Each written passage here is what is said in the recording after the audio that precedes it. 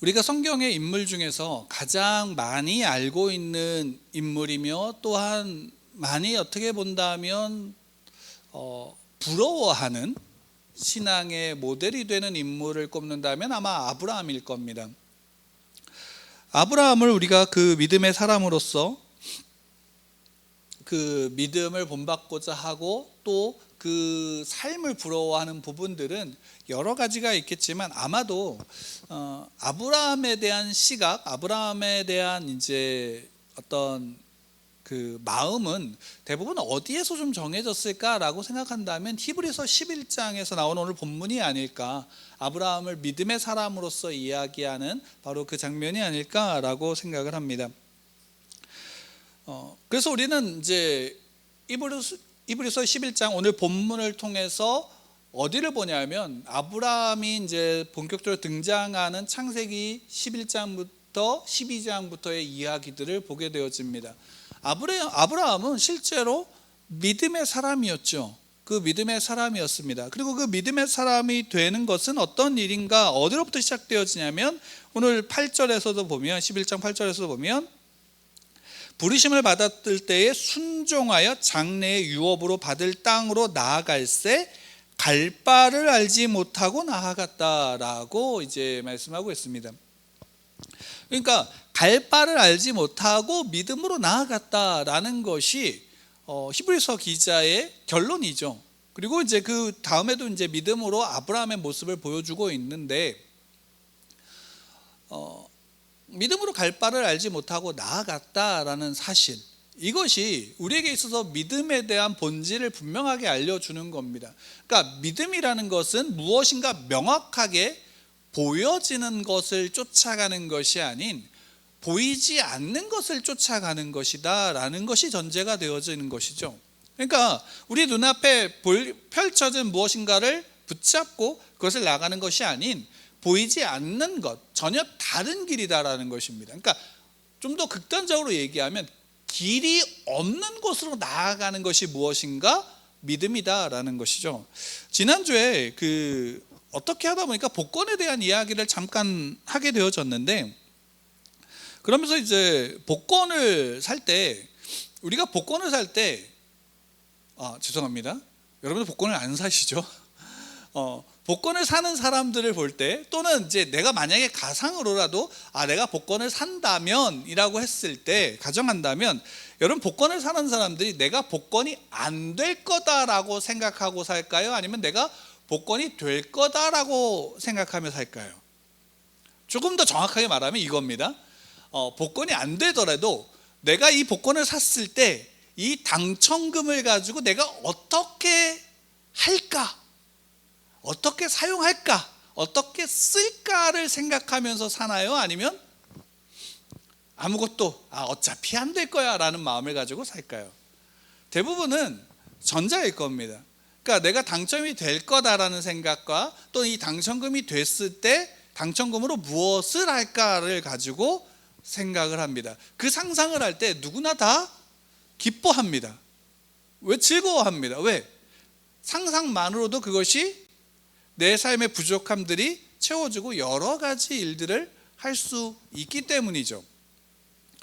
근데 적어도 복권을 살 때는, 그 복권을 살 때는 1등이 당첨된 사람들이 있나요, 없나요? 그 복권 당첨된 사람들이 있지요. 그들의 삶의 결과가 어떻든지 간에 당첨된 사람들이 있습니다. 그러니까 그들이 있기 때문에 내가 이 복권에서 당첨된 확률이 정말로 극악하다 할지라도 그것을 삽니다. 그리고 대부분의 신앙인들은 잘 안 사지만 그래도 믿지 않는, 신앙이 없는 분들은 삽니다. 그것도 한 주에 매주마다 뭐 10,000원이든 20,000원, 많게는 한 10만 원씩 사는 분들도 있습니다. 그렇게 꾸준하게 사는 것을 볼 때 누군가는 당첨이 되는 것이고, 또 물론 살 때 이게 내가 다 1등이 될 것이라는 생각보다는 내가 이게 당첨되면 어떻게 쓸 것인가를 생각하면서 사는 경우가 좀 더 많죠. 그러니까 어떤 분은 그것에 대해서 그래서 이런 얘기를 합니다. 그냥 그들의 삶에 잠깐의 희망이다라는 얘기를 하는 분들도 있습니다. 우리에게 그런 겁니다. 그러니까 복권을 사더라도 우리가 그 복권에 대해서 당첨될 걸 생각하지만 누군가 당첨이 됐던 사람들이 있기 때문에 그걸 보고서 사는 거죠. 만약에 아무도 당첨된 사람들이 없다면, 그래서 그 증거들이 없다면, 그것을 보지 못했다면 복권을 살까요, 안 살까요? 복권을 사지 않을 겁니다. 근데 누군가는 샀기 때문에, 누군가는 당첨이 됐기 때문에 우리는 그것을 보고 이제 경험상 복권을 사게 되죠. 근데 믿음은 어떨까요? 믿음은 어떨까요? 오늘 본문에 나오는 아브라함에 대해서 생각해 봅시다. 아브라함은 분명히 히브리서 기자는 뭐라고 하면 갈 바를 알지 못하고 무엇으로 나갔다 그러면 믿음으로 나갔다라고 합니다. 그러면 아브라함에게 있어서는 하나님이 부르셨다. 그래서 너 집을 떠나 본토 친척 아비의 집을 떠나라 라고 말씀하셨을 때 갈 바를 알지 못하고 그냥 무작정 떠나는 그 모습을 한번 생각해 보십시오. 그게 쉬울까요, 어려울까요? 분명히 쉬운 일은 아니었을 겁니다. 근데 왜 아브라함은 떠났을까요? 믿음이 있었기 때문이었을까요? 우리가 창세기, 이제 오늘 본문을 표시해 두고 창세기 11장으로 좀 가보도록 하겠습니다. 창세기 11장에 가면요,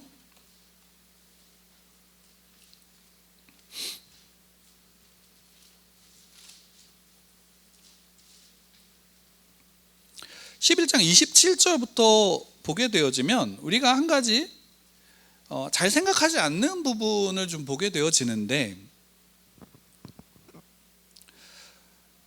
11장은 이제 바벨탑 사건 이후에 족보에 대해서 나옵니다. 그리고 그 족보는 오면 셈의 족보가 나옵니다. 셈의 족보가 나오는데 이 셈의 족보는 무엇을 이야기하냐면 정통성을 얘기하죠. 왜냐하면 노아의 세 자손 중에서, 우리가 지난주에 봤지만 노아의 세 자손 중에서 누가 있는 셈과 함과 야벳이 있죠.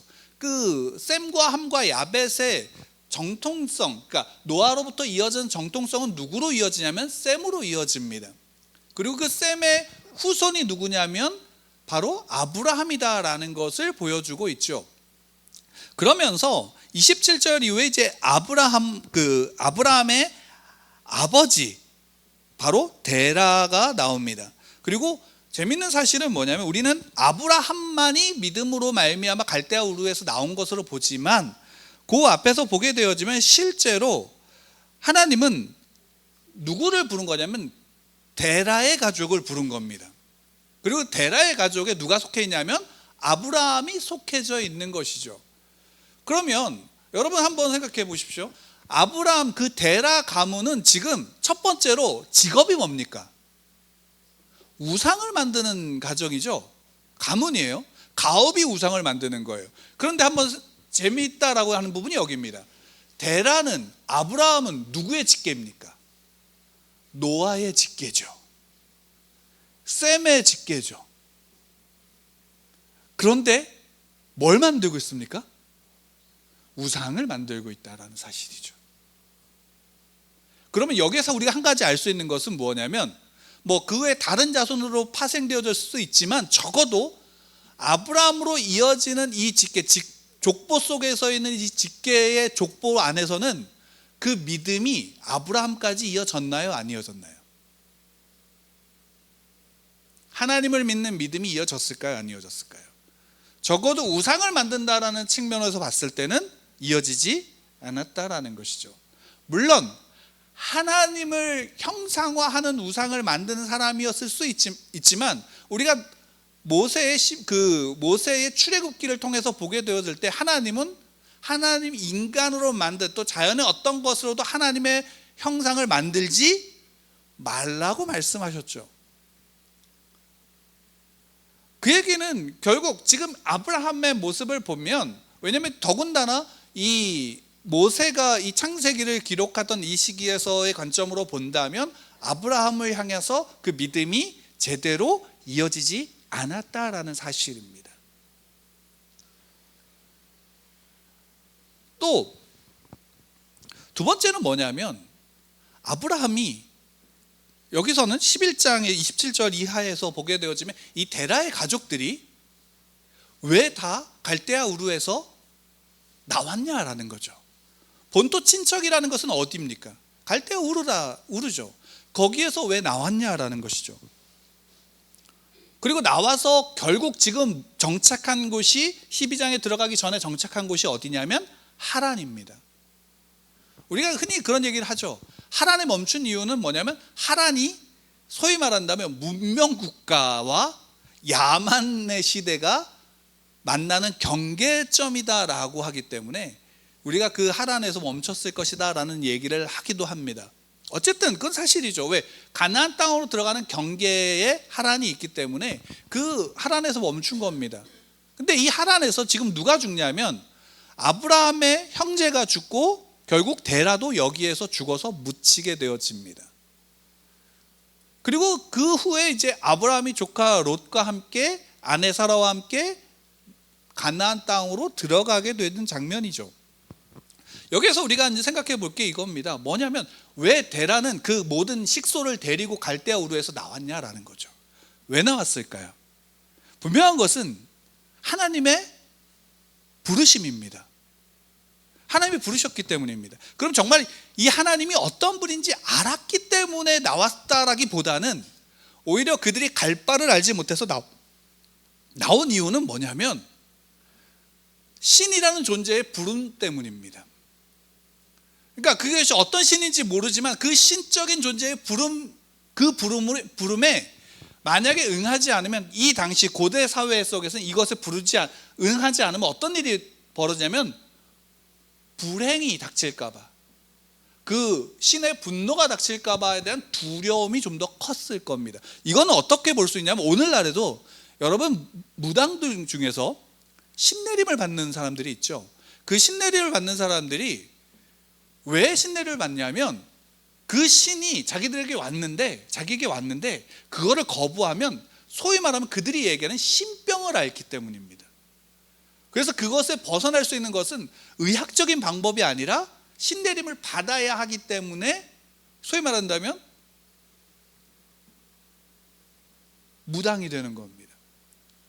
그럼 그런 맥락에서 이것이 그런 이제 신앙, 무속적인 신앙이 당시에도 분명히 있을 것이고 아마 그때는 더 심했을 겁니다. 신적인 어떤 부르심에 응하지 않으면 그 저주는 단순하게 한 개인뿐만 아니라 그 가문 전체에게 임하는 것이기 때문에 이동했을 겁니다. 그 두려움이 좀 더 컸을 것이죠. 근데 그 두려움 앞에서 이제 하란에 도착하고 그 하란에 도착해서 아브라함만 넘어왔다라는 거예요. 아브라함과 조카 롯만 넘어왔다라는 겁니다. 그리고 이제 12절에서 보면 12장 5절에서 보면 12장 5절 아브라함이 이제 가나안 땅에 들어갈 때 오늘 한글 성경에서 어떻게 이야기하냐면 5절 말씀 함께 읽을까요? 5절 시작. 아브라함이 그의 아내 사레와 조카 롯과 하란에서 모든 소유와 얻은 사람들을 이끌고 가나안 땅으로 가려고 떠나서 마침내 가나안 땅에 들어갔더라. 여기 이제 한글 성경에는 마침내라는 단어가 있죠. 마침내 이제 그러니까 어떻게 본다면 되게 힘겹게 들어온 장면을 보여주는데 히브리어 그 원어 성경으로 본다면 여기가 이제 그 문법상 와우계속법이라 그래서 그리고로 나옵니다. 그러니까 하란에 있다가 아버지가 죽고 그 형제가 죽고 그들을 묻고 이제 아브라함과 그 아내 사라와 그 이제 조카 롯만 어떻게 합니까? 하란에서 나와서 가나안 땅에 들어가기 위해서 하란에서 나오고 그리고 또 가나안 땅에 들어갔다라고 나옵니다. 그걸 이제 한글 성경에서 마침내라는 단어로 그것을 표현하고 있는 장면이죠. 가나안 땅에 들어갔다라는 겁니다. 그리고 또 한 가지 재밌는 거는 뭐냐면 히브리서에서 볼 때 이제 하란에서 출발할 때 오늘 본문 이제 5절에서만 볼 때 하란에서 출발해서 나오는 가나안 땅으로 가기 위해서 나오는 그때의 단어는 가다라는 단어를 쓰고 이제 그 가나안 땅에 들어갔더라라고 할 때 들어갔다라는 여기에 단어는 뭐로 쓰냐면 오다, 도착했다라는 단어로 씁니다. 그러니까 지금 약속했던 땅이 어떤 땅이었냐면 알지는 못했지만 가나안 땅이었다라는 사실입니다. 가나안 땅. 그래서 성경에서 어떻게 하면 여기가 마침 도착했다라는 것으로 표현하고 있는 거죠. 그 전까지는 항상 뭐예요? 이 도착할 곳으로 오기 위해서 가야 되는 거죠. 계속적으로 가야 되는 겁니다. 그리고 그 결국에는 그래서 마침내 도착한 곳이 가나안 땅이었다라는 것이죠. 가나안 땅에 솔직히 아브라함의 입장에서 봤을 때, 생각했을 때 아브라함은 가나안 땅을 아마 지나가고 싶었을지 모릅니다. 왜냐하면 갈대아우르, 그 메소포타미아 고대 근동 지방에 있었던 그 지역에 그 자기가 살던 나라와 비슷한 문명을 갖고 있는 나라가 어디에 있었을까요? 이집트에 있었을 겁니다. 그러니까 그 땅에 지나서 어디로 가면 더 좋은 거예요? 이집트로 가면 더 좋은 거예요. 근데 그 중간에 선 거죠. 어떻게 보면 도시국가가 판을 치고 있는, 어떻게 본다면 쉽게 사람들의 눈에 띄어서 제대로 살아갈 수 없는 그 땅으로 들어온 거예요. 그러니까 좋은 땅은, 좋은 지역은 다 지금 다른 사람, 다른 민족들이 국가 형태로 성을 쌓고 지키고 있고, 그래서 아브라함은 들어오자마자 어디로 갑니까? 좋은 목초지, 아주 물이 많은 곳, 살림이 우거진 곳으로 가나요? 아니면 어디로 가나요? 산으로 올라갑니다. 산으로 올라가요. 왜? 그들을 피해서 올라간 것이거든요. 자기는 힘이 없고 어느 순간 그들의 힘 앞에서 자기들이 죽임을 당할지 모르기 때문에 간 곳이 거기입니다. 그러니까 아브라함의 입장에서 갈 바를 알지 못했다라는 것, 그것은 대단한 일이었다라는 거예요. 그리고 그 동력이 비록 신에 대한 두려움이었을지 모르지만 어쨌든 그는 그곳에서 그 명령을 따라서 하란에서 멈출 수 있음에도 불구하고 그곳에서 다시금 아내와 함께 조카 롯을 데리고 가나안 땅으로 들어왔다라는 거예요. 그때 들어왔을 때 아브라함의 나이가 상당한 나이였고, 그 나이였기 때문에 태가 닫힌 때에 들어왔어요. 그때 그래서 조카 롯을 데려온 이유는 뭐냐면 롯은 자기 아들처럼 여겼고 후계자로 여긴 거거든요. 롯과 헤어진 다음에 아브라함이 누구를 후계자로 세웠습니까? 엘리에셀을 세웠죠. 그럼에도 불구하고 하나님은 뭐냐면 너로부터 나온, 너와 너의 아내 사라로부터 나온 내 씨가 너의 후손, 후계자가 될 것이다 라고 하나님이 약속하셨는데, 중요한 것은 뭐냐면 이 첫 장면을 통해서 우리가 믿음이라는 게 무엇인지를 좀 더 분명하게 살펴야 한다라는 것입니다. 왜 히브리서 기자는 이 장면을 가지고 믿음으로 갈 바를 알지 못하고 나왔다라고 아브라함을 칭하고 있을까요?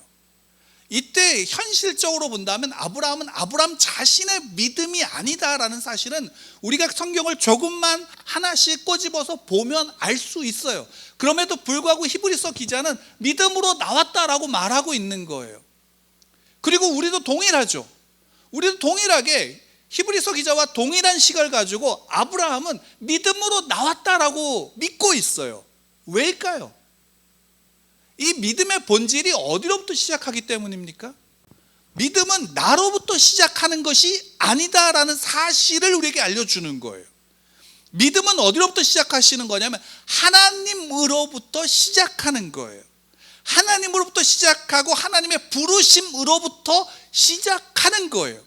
그 부르심 앞에 반응하여 나아가는 자들, 그 하나님이 부르셔서 가는 자들은 자기가 갈 바를 알지 못하고 그 길이 두렵고 가야 하는 그 상황이 두렵고 떨리고 어려울지라도 그 하나님이 부르신 그곳으로 갔을 때 그곳에서 무엇을 보기 시작하냐면 이 모든 여정이 누구로부터 시작한 것이다? 하나님으로부터 하나님이 나를 인도하시는 하나님의 여정이고 하나님의 열심이다라는 사실을 어떻게 하냐면 고백하게 되어지는 것이 우리가 현재 우리가 고백하는 믿음의 본질인 거예요. 그러니까 달리 얘기하면 우리가 아무것도 없을 때 믿을 수 있나요? 우린 분명히 알죠. 믿으면 구원을 받아요. 근데 구원은 누가 주시는 거예요? 여러분 구원 받았다라고 고백할 때 그 구원은 누가 주신 거예요? 하나님이 주셨잖아요. 예수 그리스도로 말미암은 구원이잖아요. 내가 믿었기 때문에 대한 결과가 아니라 구원받은 결과가 우리의 믿음이라고요. 아브라함을 부르셨어요. 그러니까 앞에서 데라를 불렀다고 했지만 데라의 가족이 함께 움직인 것은 어쩌면 하나님이 아브라함을 부르신 그 부르심 속에 아브라함이 그것을 가족에게 이야기했을 수도 있어요.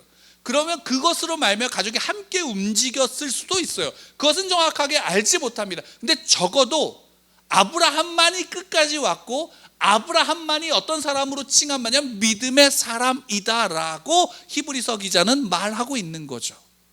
왜요? 아브라함이 끝까지 그 하나님의 부르심 앞에 나아갔기 때문입니다. 구원은 뭔가요? 구원받은 자는 어떻게 할 수 있냐면 그 믿음으로 끝까지 나아갈 수 있는 거예요. 중요한 건 뭐예요? 하란에서 주춤거릴 수 있어요.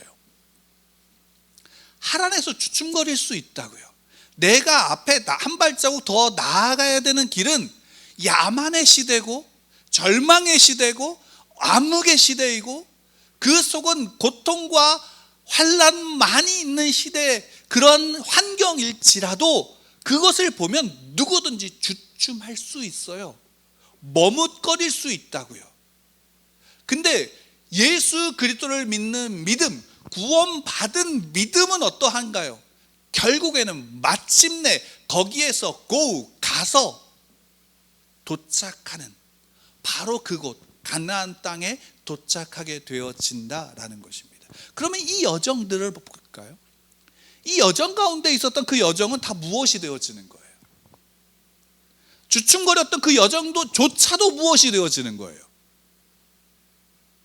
믿음의 여정이 되어지는 것이다라는 겁니다.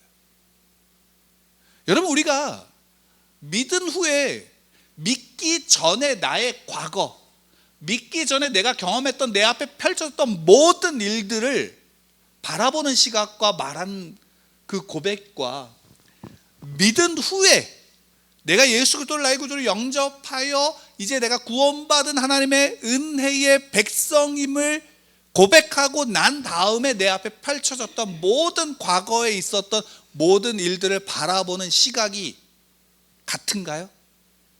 다르잖아요. 믿은 후에는 그것을 뭐로 봅니까? 하나님의 믿음의 여정으로 우리는 고백하게 되어지는 거예요. 왜요? 그때 내가 하나님을 믿지 않았더라도 그곳에 누가 계셨어요? 하나님이 계셨던 거잖아요. 왜 아브라함의 일생을 통해서 하나님의 열심이라는 제목을 책의 제목으로 꼽을 수 있을까요? 그것은 아브라함이 무엇을 만들어낸 것이 아니기 때문이에요. 하나님이 그렇게 여겼고 하나님이 그렇게 택하셨고 하나님이 그렇게 결과를 만들어내셨기 때문입니다. 이게 아브라함이 믿은 믿음의 사람이 될 수 있는 이유고 그 결과입니다. 우리가 아브라함을 존경하고 아브라함을 부러워하는 이유가 뭘까요? 아브라함의 결과, 히브리서에서 총체적으로 아브라함의 모든 삶을 바라본 결과가 믿음의 사람이라는 그 결과 때문일까요? 아니면 그 아브라함 창세기를 통해서 한 장 한 장 읽으면서 볼 때 아브라함의 삶 가운데 나타났던 그 순간에 그가 누렸던 복이라고 하는 결과 때문에 부러워하는 것일까요? 여러분, 우리가 정말 아브라함의 믿음을 부러워하는 이유가 어디에 있습니까? 실제로 모든 그리스도인들이 정말로 부러워해야 되는 아브라함의 믿음은 히브리서 11장, 히브리서 기자가 고백하고 있는, 그래서 우리에게 전해주고 있는 바로 그 믿음의 고백인 거예요. 아브라함이 그 순간에 누렸던, 아브라함이 이집트로 가서 누렸던, 아브라함이 그 아내를 왕의 아내로 던져주면서 그 값으로 받았던 그것이 그의 복이 아니다라는 것이죠. 오히려 아브라함이 정말로 그의 일생 속에서 받았던 복이 무엇인지 아시나요? 무엇인지 아시나요? 하나님이 택하셨다라는 거 말고, 아브라함이 진짜로 그의 일생에서 누렸던 복은요, 이겁니다. 그의 생존입니다. 그의 생존입니다. 여러분 한번 생각해 보세요. 아브라함이 왜 지금 가나안 땅에 들어왔잖아요. 12장에서 가만히 읽어보면 아브라함이 가나안 땅에 들어오고 또 이제 성경 지도 같은 것을 보게 되어지면 가나안 땅에 들어와서 아브라함이 어느 쪽으로만 다니냐면 산 꼭대기 쪽, 광야, 아무것도 없는 곳으로만 돌아다녀요. 이유가 아까 말씀드렸죠. 약하기 때문이에요. 힘이 없기 때문이에요. 이 달력이 이겁니다. 죽기 싫어서 그곳으로 간 겁니다. 그럼 한번 생각해 보세요. 아브라함이 이 가나안 땅에 들어올 때가 80대란 말이에요. 80대 후반, 80대 이때고 그가 90대에 다시금 하나님이 그에게 와서 70대인가? 죄송합니다. 정확하게 지금 그 부분은 어찌됐든 늙어서 왔단 말이에요. 그러면 사라의 나이도 70대예요. 근데 그 70대에 지금에 생각하면 70대에 나이든 여인을 보면서 한 나라, 그것도 한 제국의 왕이 반할 정도라면, 한번 생각해 보세요. 반할 정도라면 당시에 아브라함이 가나안 땅에 들어왔을 때 그 주변의 도시 국가들이 힘 있는 자들이 아브라함을 쫓아오지 않았을까요? 이집트의 왕이 자기의 아내로 삼을 정도의 여인이었다면 그 당시에 그 가나안 땅에 살던 다른 민족들이, 다른 도시국가의 왕들이 내버려 뒀을까요? 그럼에도 불구하고 아브라함은 어떻습니까? 끝까지 살아남았어요. 왜요? 하나님이 그와 함께 하셨기 때문이죠. 하나님이 아브라함에게 응답하지 않으셨을 때가 있어요. 이스마엘을 가졌을 때 하나님이 그에게 응답하지 10년 동안 답하지 않으셨어요. 그럼에도 불구하고 아브라함은 어떡합니까? 살아남았죠. 응답하지 않았기 때문에 하나님이 아브라함과 함께 하지 않았던 게 아니라 하나님이 아브라함을 택하신 순간, 모든 순간 하나님은 누구와 함께 하냐면 아브라함과 함께 하셨고 아브라함 가운데 역사하셨고 아브라함을 지키고 계셨다라는 사실입니다.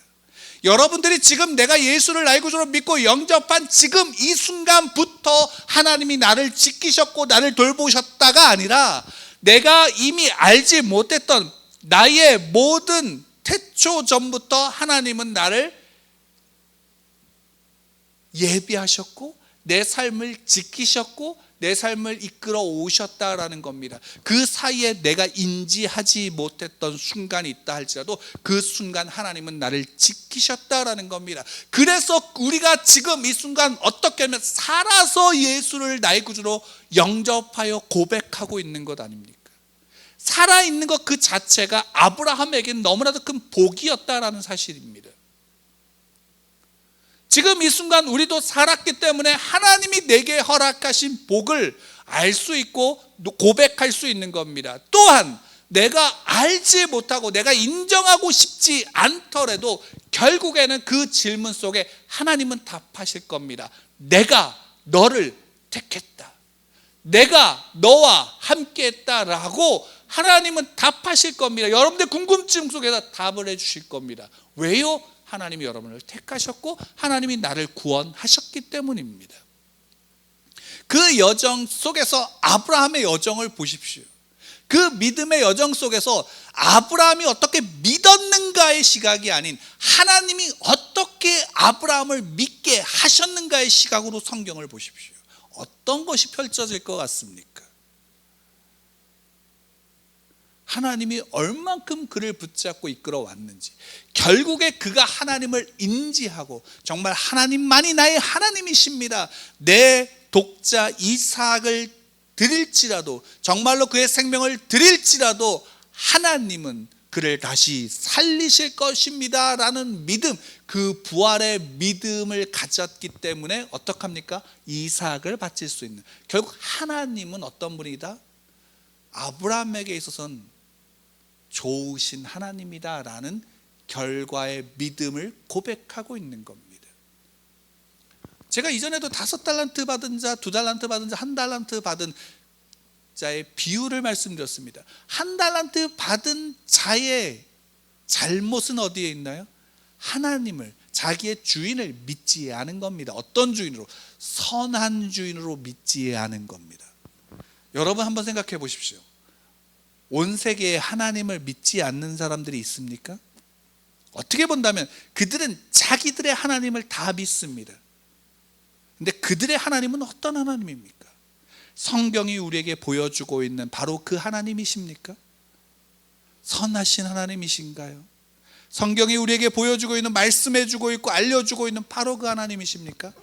아니잖아요. 성경은 바로 그것을 우리에게 아브라함을 통해서 보여주는 겁니다. 왜 히브리서 기자가 아브라함의 삶을 믿음의 삶이다라고 평가하고 있을까요? 그것을 다시금 정리해서 성경의 인물들의 삶을 우리에게 믿음의 삶으로 보여주고 있는가라는 것은 여기에서 답을 볼 수 있습니다. 다시금 히브리서 11장 오늘 본문으로 돌아가게 되어지면 이 믿음이 단순하게 아브라함의 믿음만을 가르치고 있지 않습니다. 9절을 보면, 히브리서 11장 9절을 보면 같이 읽을까요? 시작. 믿음으로 그가 이방의 땅에 있는 것 같이 약속의 땅에 거류하여 동일한 약속을 유업으로 함께 받은 이삭 및 야곱과 더불어 장막에 거하였으니. 그러니까 믿음으로 그가 이방의 땅에 거하는 것 같이 약속의 땅에 동일한 약속을 약속의 땅에 거류하고 있다라고 말씀하고 있죠. 그리고 그것을 지금 현재 눈앞에 있지 않은 아들, 있지 않은 손자, 당시의 현재로서는 손에 잡히지 않는 이삭과 더군다나 볼 수 없었던 야곱 가운데서도 어떻게 하고 있습니까? 그들도 동일한 약속을 누구와 함께 받았다? 아브라함과 함께 받았다라고 말씀하고 있는 거예요. 그리고 그 앞에 재미있는 게 뭐냐면 이방의 땅에 있는 것 같이 약속의 땅에 거류하여라는 거죠. 여러분, 이게 저번에도 말씀을 드렸는데 요한계시록에서 보면 항상 비교해서 보여주는 게 뭐냐면 요한계시록은 두 가지를 보여줍니다. 하나는 현실에서 핍박받고 있는, 요한계시록을 받고 그것을 읽고 있는 현실 속에 살아가고 있는 바로 성도들이죠. 그들의 현실은 뭡니까? 박해입니다. 그들의 현실은 고통과 환난과 절망밖에 없습니다. 그들이 그렇게 고통받고 있는, 그래서 순교자의 믿음을 지키기 위해서는 피를 흘려야 되는 그 상황 속에서 그들의 현실이 그러하지만 동일하게 그들의 현실은 하나님의 나라 앞에서, 하나님의 보좌 앞에서 노래하고 있다라는 현실도 같이 보여주고 있는 겁니다. 이게 신자의 현실이다라는 거예요.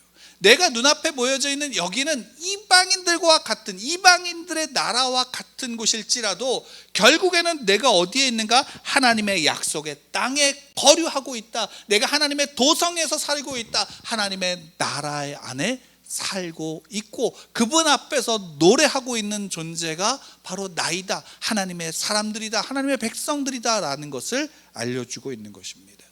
믿음은 바로 이것을 보는 것입니다. 여러분, 아브라함이 이 믿음을 가졌다라는 것이 아니라 아브라함을 통해서 그 믿음이 무엇인지 우리에게 히브리서 기자는 보여주는데, 우리는 믿음을 통해서 보는 것이 무엇이냐, 믿음으로 보는 것이 무엇이냐.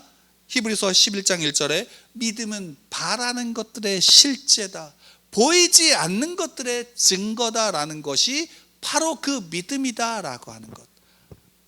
바라는 것들의 실제. 우리가 정말로 바라는 것이 무엇입니까? 하나님이어야 합니다.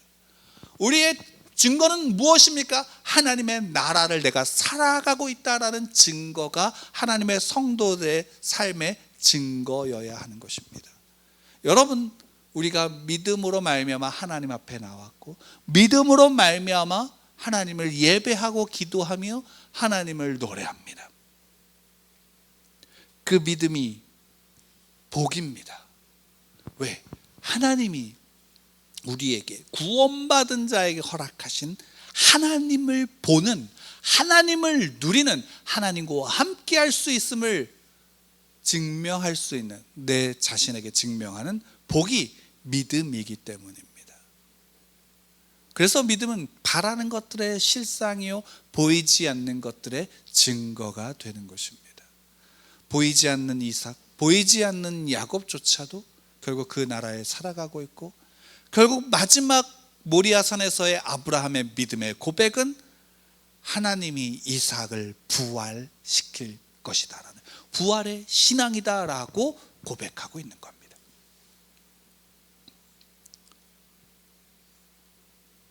우리 예수누리교회 성도들, 여러분들의 믿음이 아브라함의 믿음과 같기를 축원합니다.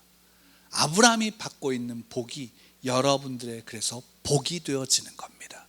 그래서 여러분들의 눈을 들어서 믿음으로 말미암아 보게 되는 하나님의 나라를 보시고 그 하나님의 나라를 살아가는 여러분들 되기를 축원합니다.